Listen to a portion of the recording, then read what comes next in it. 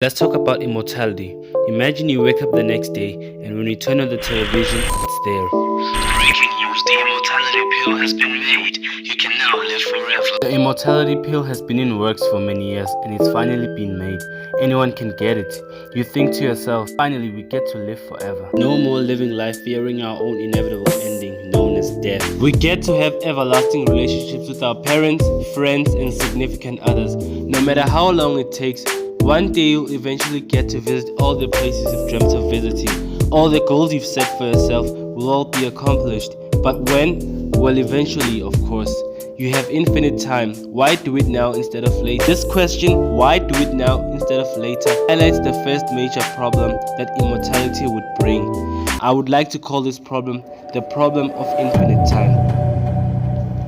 We all know that scarcity creates demand and increases the value of said product or item. But what happens when an item can be found in abundance? Let's take gold for example.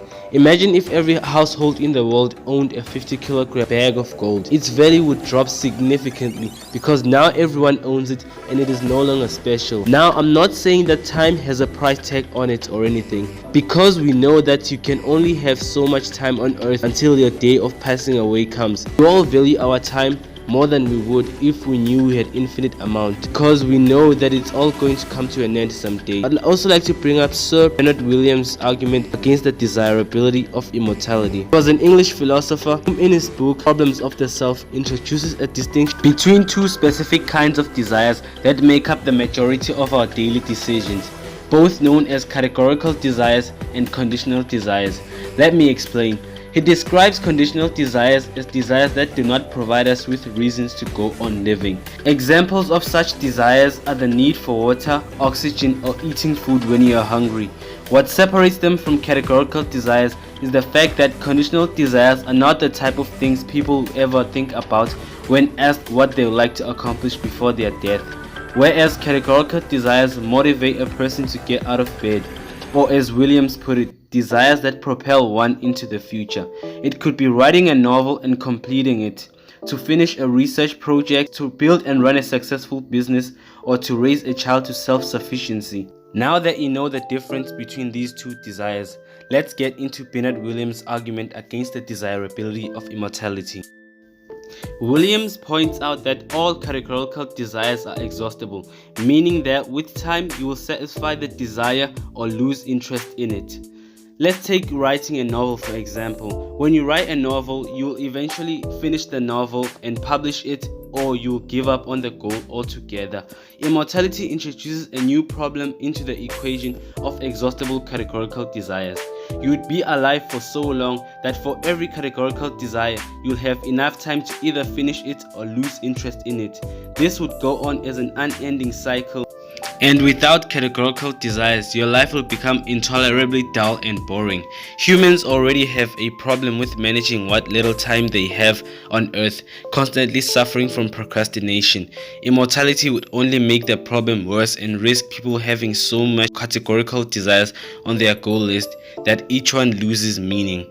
We feel strongly motivated to pursue and satisfy our categorical desires as soon as possible because we do not have all the time in the world. Death gives us a deadline to finish all our projects. However, if we were immortal, we would risk nothing in delaying any given pursuit. If we have infinite time and it will all be done eventually, why do it now instead of later? For immortals, achievements are not something to be proud of, as they are not a result of talent or skill, but products of diligence.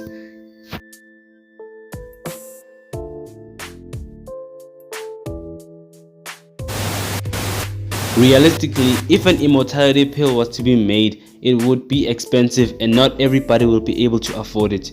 But for me to get my point across, go along with me and let's say everybody in the world became immortal. If we were all immortal, the problem of a growing population would soon become apparent. The absence of death would only serve to skyrocket the current world population, which already grows at a pretty high rate.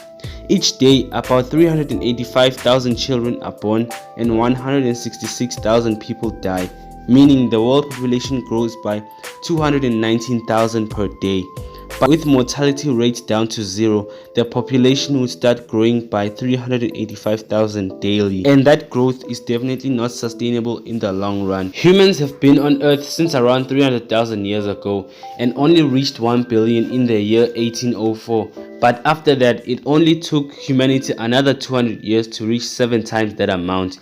With everyone attaining immortality and the population growing at a constant rate, by 2030 there would be around 9 billion people, in 2050 11.8 billion, and 2100 18.83 billion people. But the numbers would most likely be stopped even before they reach there, because according to most scientists, the Earth's carrying capacity is 9 billion to 10 billion. This would raise ethical issues around having children, which would result in the ban of procreation. Those who do procreate would be faced with legal charges and arrested. This completely goes against our evolutionary desire to reproduce. Reproduction is the entire reason we go through puberty in the first place. For others, building a family and settling down is what fulfills them, but that will be taken away. I know that the idea of an eternal, everlasting life sounds great, but I truly believe our mortality makes life worth living. It fuels us with purpose, gives us loving relationships, productive work, and although life sometimes sucks, it'll all come to an end someday. So enjoy it while it lasts. We're all given our bodies and minds by the universe as vehicles experience this one-time roller coaster of a vacation called life. So strive to take care of your body by exercising, your mind by reading, and acquiring the wisdom of other men. Death is something we should learn to accept as our reality. Besides, we've all been dead before, for 13.7 to 13.8 billion years, or so we've been told. I believe death is like not being born yet or falling asleep. You don't feel anything. And as the great Mark Twain said,